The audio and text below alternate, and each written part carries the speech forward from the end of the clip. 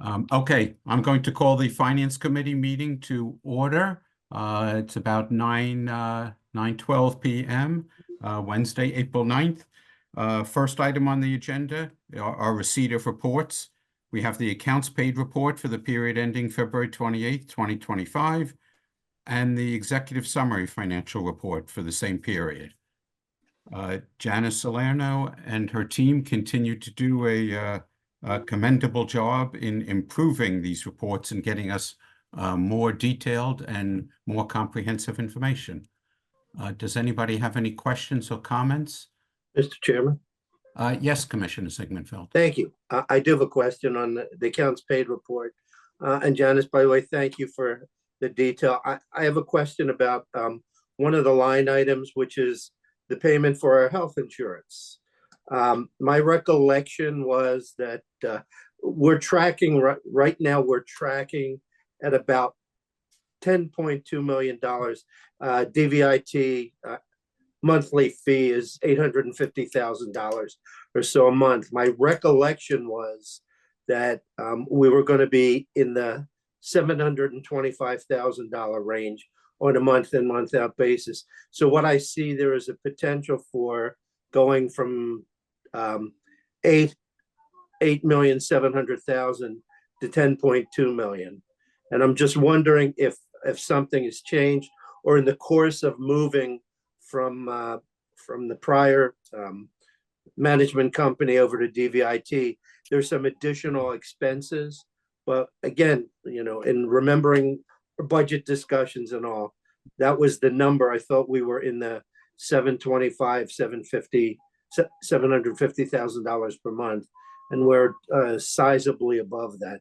So I'm wondering if it can't be addressed tonight. I'd like to get a look back at what our budget was to make sure that we're not incurring expenses or putting additional money in for things that weren't originally part of the proposed budget. Our original budget was a little over 10 million for health insurance. So we're right in line with what we thought we were going to be spending when we did the budget. And I thought there was additional funds in the transition, but it seems like everything's, I guess, blended together. And it kind of looks like, you know, that number should not be sustained in the second and third year. So that's kind of where I'm concerned that, you know, it's going to be a number that we're going to get, quote unquote, accustomed or conditioned to pay. The number is right in line with the estimate that we had been given and that we had provided during our health insurance conversations. And it's in line with what we had put into our budget. We had also added, in addition to the 10 million, we had added an additional, I think it was about 500,000 for any of the runoff claims. So our budget for health insurance was up at like 10.5 million. So we are right in line with what we had expected to spend. And in addition, the 850,000 that you're seeing, it also includes payments for dental and vision. So it's not just medical. Since we moved to Divot, we actually pay them directly for our dental and vision. And that's about $50,000 a month for the dental and another 30 for the vision. So what we're paying for health is actually probably about $80,000 less than what you're seeing on the accounts paid report, because it also includes dental and vision payments. Okay. Thank you for the clarification. Thank you. Any other further questions or comments? Then I'll move acceptance of the accounts paid report and the executive summary financial report. All those in favor say aye. Aye. Aye. Aye. You can put me to work too. No. I don't know. Not sure whether it's me or you. Okay, 1C, Finance Officer, March 2025 report. Mr. Lieberson. Yeah, thank you, Commissioner Norris. Before I ask any questions, I do want to make 3 additional points to the report. First of all, unbeknownst to me, and I apologize, there was a typo on the report. Stormwater fee, instead of a period, it should be a comma. If you take it the way it was, amount billed, it would be $3,729 we billed for the stormwater fee. Obviously, that's not right. It's 3,729,939. That's a typo. The other thing is though that there was no mention of CBIZ, Gary Williams, on the report, because at that time I submitted the report, there was nothing to the report.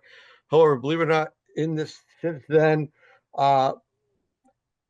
we brought in $88,000 through the work of CBIZ in past due accounts. The only slight caveat to that would be that 82% of that will be shared with the school district because that involves mercantile tax. Nevertheless, though, it does again show the success, I think, of working with them since I first came on board. So that's $88,000 we got, and he's working on some additional substantial, some very substantial possibilities. So we'll keep that up to date. Third thing is, which again is recent, I'm growing concerned with the current economic situation throughout the country, in more ways than one, obviously. But if they manifest itself in the way that they're predicting, I think you guys should realize it will have a significant negative impact on our BPT revenues next year, because it will have an impact on the gross receipts of various businesses, whatever. So I like to, this is nothing to be discussed today, but I really think that maybe we should start discussing some ideas and avenues to try to, shall we say, be prudent and be proactive. One of the things I think we can do, if indeed the worst does happen, we can even increase more our efforts in going with the delinquent accounts. So if let's say our gross receipts went down by a certain percentage, we may be able to compensate some, if not all of that, with additional work in the past due accounts. There's still a lot out there. So that's something I'd personally like to discuss with you guys and somebody, especially this year prior to my departure at the end of the year. So those are the three things in addition to the report, and I'm open to any questions, folks.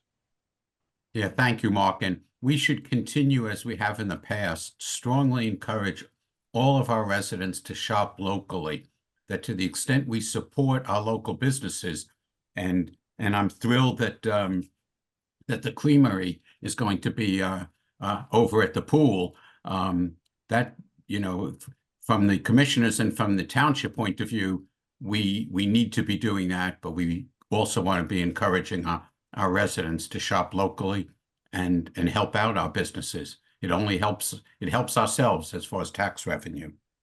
And Mark, the other side is that our expenses could be going up depending upon what happens economically. But Dan, I really think I don't want to let it slide. Before we know it, it'll be September. We'll be getting involved in other things. So I'm open. If someone reaches out to me, we can set some ideas up and talk about it. But I think we do need to start talking about it and not letting it go. That's my opinion, at least. Okay, thank you. Any questions or comments for Mr. Lieberson? Okay, not seeing any, then I'll move for acceptance of the finance officer report. All those in favor say aye. Aye. Aye. It's unanimous. Information technology. Mr. Rubin, let's see. What would you like Good to evening, talk Commissioner. about? I saw it. Tell us about the phone upgrade, and anything else. Sure. So for the phone upgrade, we are in the process. We had the company come out and do a demonstration to staff members for the township building, the police department, and public works. And we should have that live in about 45 to 60 days, roughly, a new phone system for the entire township. So. Okay, no change in phone numbers, no change from the outside appearance, other than better service. No. As of right now, there does not appear to be any need to change any numbers or extensions at all. No, but obviously, if that does occur, which is unlikely, we would obviously work with Ms. Walter and post that appropriately. So, but that does not appear the case here in the situation. We worked hard to ensure that. Thank you. Does anyone have any questions for Mr. Rubin? I do. Commissioner Rappaport, you were first. Okay, Jeff? mine is not a question, just a big thank you. I saw that the cameras are up in Wall Park. Yes. And thanks to the grant from, I don't know, 4 years ago, from the communities, the Cheltenham communities. So thank you all for making it happen. Hopefully there'll be more where that came from.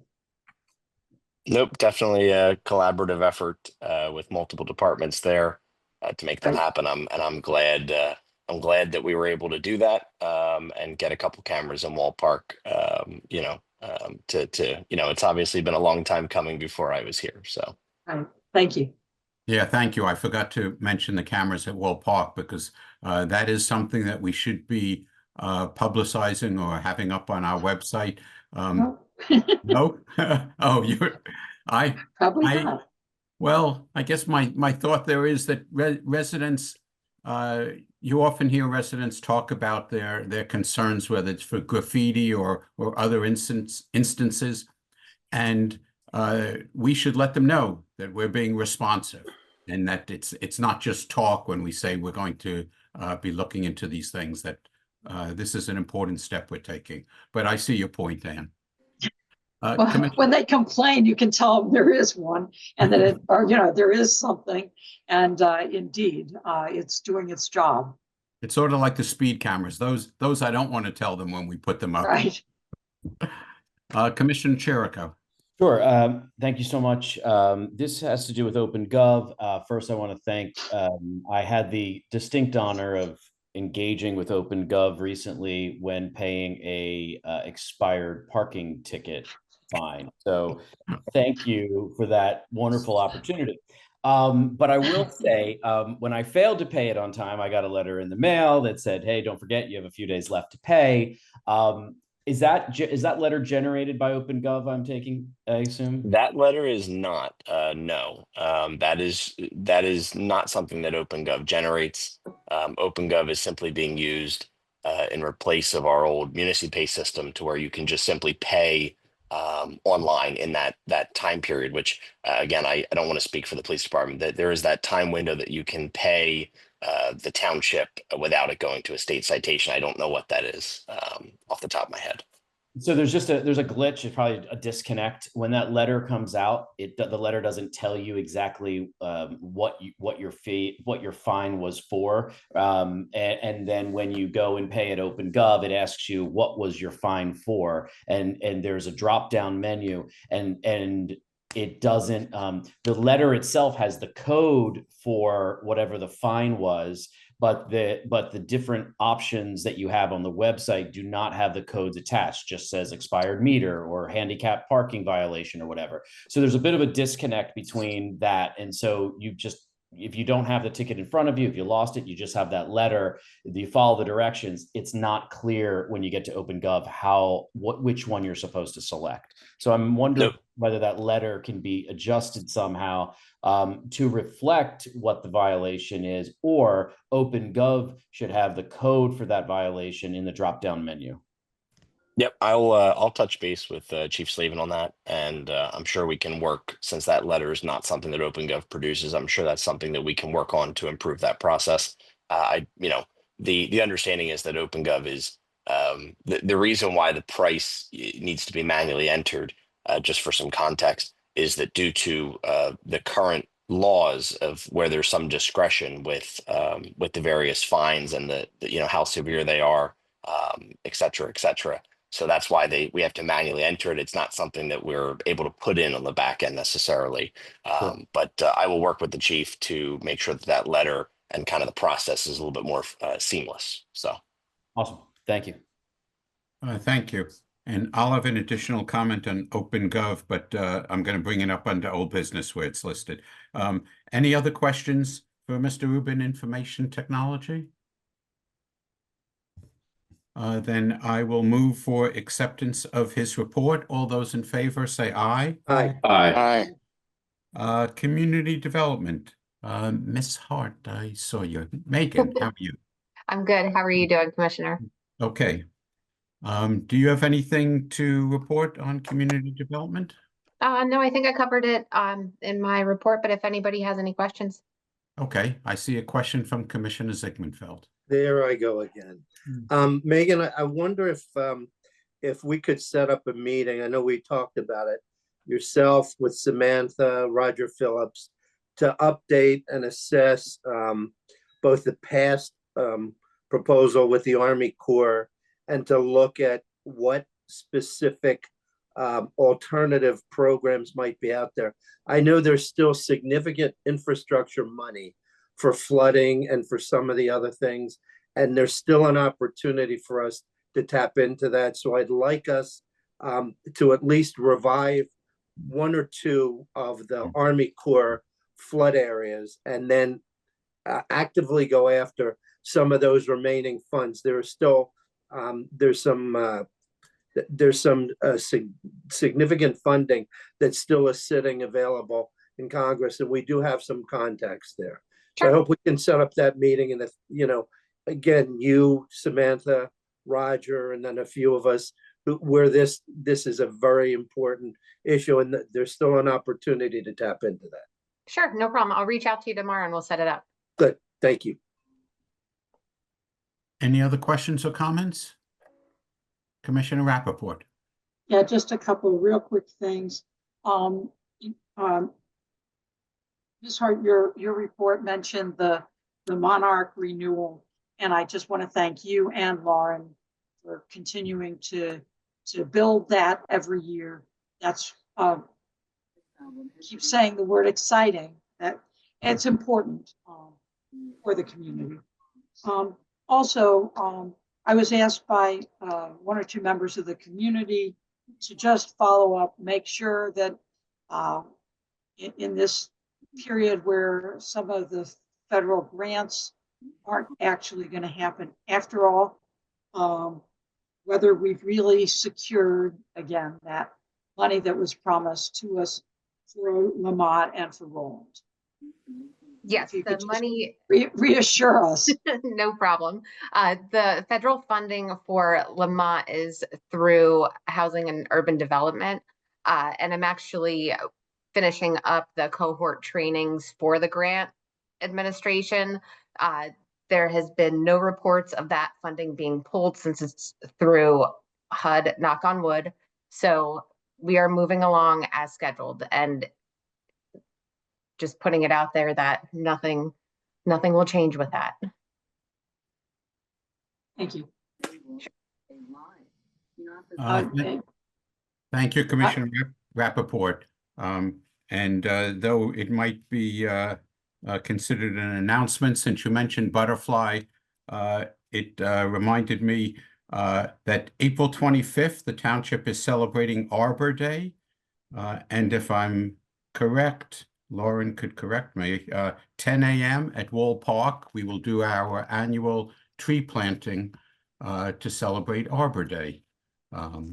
So everyone's welcome to come out, and we continue to do that, and that's a good thing we're doing each year. Okay, I'll move for acceptance of the community development report.